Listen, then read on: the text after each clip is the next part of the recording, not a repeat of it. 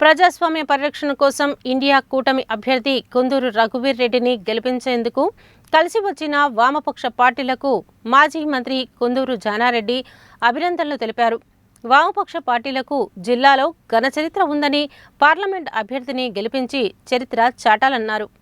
Parliament ఎన్నికల్లో భాగంగా పొత్తులో భాగంగా బుధవారం మాజీ మంత్రి కుందూరు జానారెడ్డి తన తనయుడు నల్గొండ పార్లమెంట్ కాంగ్రెస్ పార్టీ అభ్యర్థి కుందూరు రఘువీర్ రెడ్డితో కలిసి సిపిఎం కార్యాలయానికి విచ్చేశారు. సిపిఎం కార్యాలయానికి విచ్చేసిన జానారెడ్డికి సిపిఎం నాయకులు సాదర స్వాగతం పలికారు. ఈ సందర్భంగా జానారెడ్డి మీడియాతో మాట్లాడుతూ ప్రజాస్వామ్య పరిరక్షణ కోసం ఇండియా కూటమికి మద్దతు తెలిపిన సిపిఎం పార్టీ నాయకులకు కృతజ్ఞతలు తెలిపారు. వామపక్ష పార్టీలకు జిల్లాలో ఘన చరిత్ర ఉందని పార్లమెంట్ అభ్యర్థిని గెలిపించి చరిత్ర చాటాలన్నారు. బీజేపీ, బీఆర్ఎస్ పార్టీల 10 ఏళ్ల పాలనలో ఇటు రాష్ట్రం అటు దేశం ప్రజాస్వామ్యాన్ని కూనీ చేశాయన్నారు. నియంతృత్వ పోకడ ద్వారా రాజ్యాంగాన్ని పరిహాసం చేసే విధంగా ప్రవర్తించి దేశాన్ని ప్రైవేట్ రంగాలకు ధారాదత్తం చేసే ప్రయత్నాలు చేస్తున్నారని, ఇలాంటి పాలనకు వ్యతిరేకంగా ఇండియా కూటమి ద్వారా అనేక పార్టీలు బీజేపీని ఓడించేందుకు ముందుకు వచ్చాయని, అందులో సిపిఎం, సిపిఐ పార్టీలు కలిసి రావటం సంతోషించదగ్గ విషయమన్నారు. ఉన్న కొద్ది సమయాన్ని సద్వినియోగం చేసుకుని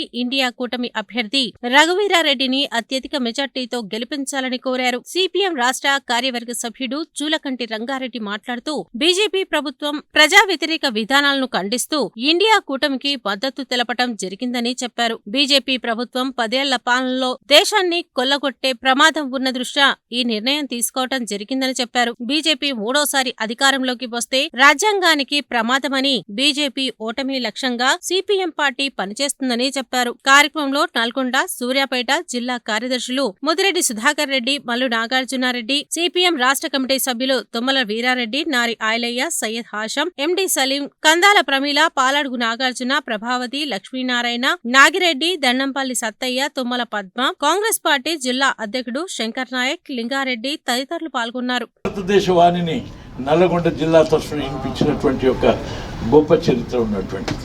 అంతేకాదు అత్యధికమైనటువంటి మెజార్టీని సాధించి చాలా ఈ చరిత్రను సృష్టించినటువంటి వాళ్ళు. ఈ ఎన్నికల్లో కూడా కేవలం కాంగ్రెస్ పార్టీ లేక రఘువీర్ అనేటువంటి యొక్క ప్రమేయం కాదు, నల్లగొండ జిల్లా పార్లమెంట్ యొక్క ప్రత్యేకతను అనేటువంటిది నిరూపించడానికి రావి నారాయణ రెడ్డి కంటే అత్యధికమైన మెజార్టీని పార్లమెంటు భవనం మీద మనందరి యొక్క పాత్రని ఆడ చిరస్మరణీయంగా ఉండే విధంగా ఈ ఎన్నికల్లో మనం నిరూపిస్తామని నేను ఆశిస్తున్నాను. అందుకొరకు మీరు చేస్తున్నటువంటి కృషికి నేను అభినందిస్తూ,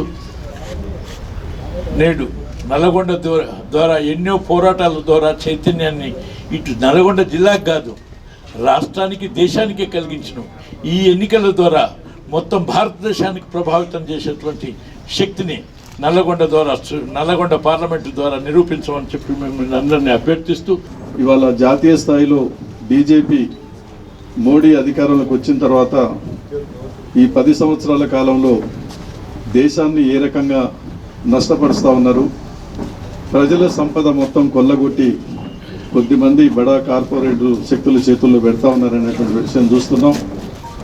ప్రజల మధ్య విద్వేషాలు రెచ్చగొట్టి, మతాలను రెచ్చగొట్టి, దేవుళ్ళ సెంటిమెంట్ తోటి రాజ్యం వెళ్ళటం అనేది జరుగుతూ ఉన్నది. అంతేకాకుండా ప్రజాస్వామ్యాన్ని ఏమీ మిగలకుండా ఇవాళ బీజేపీని వ్యతిరేకించేటువంటి వాళ్ళందరిపైన దాడులు, దౌర్జన్యాలు, కేసులు, తర్వాత బీజేపీ ఇతర రాష్ట్ర ప్రభుత్వాలని బలహీనపరచడం, ఇవన్నీ కూడా చేస్తూ ఉన్నారు. అందుకనే కాంగ్రెస్ పార్టీ, కమ్యూనిస్ట్ పార్టీల మధ్య కొన్ని సైద్ధాంతికమైనటువంటి కొన్ని విషయాల్లో తేడాలు ఉన్నప్పటికీ అందరికీ ప్రమాదకారిగా మారినటువంటి బీజేపీ మోడీ మూడోసారి అధికారంలోకి రాకుండా చూడాలనే ఒక ప్రధానమైనటువంటి లక్ష్యంతో ఇవాళ ఇండియా కూటమి అనేది ఏర్పడ్డది. దాంట్లో భాగంగానే ఇవాళ సిపిఎం పార్టీ దేశవ్యాప్తంగా ఒక 52 స్థానాలకు పోటీ చేస్తూ ఉన్నది. ఈరోజు నామినేషన్ వేస్తున్నటువంటి ఇండియా కూటమి అభ్యర్థిగా నామినేషన్ వేస్తున్నటువంటి నా సపోర్ట్ కోసం సిపిఎం ఆఫీస్కి రావటం జరిగింది.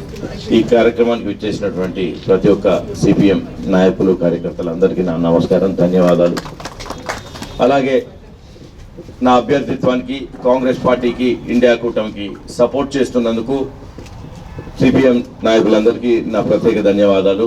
మీరందరూ కూడా ఇండియా కూటమి ఉమ్మడి అభ్యర్థిగా నిలబడిన నాకు గ్రామ గ్రామాన ఓట్లు వచ్చేటట్టు మెజారిటీ వచ్చేటట్టు చేసి బీజేపీ ప్రభుత్వం గద్దె దింపేందుకు మీరందరూ కూడా సహకరించాలని సహకరిస్తున్నందుకు నేను ధన్యవాదాలు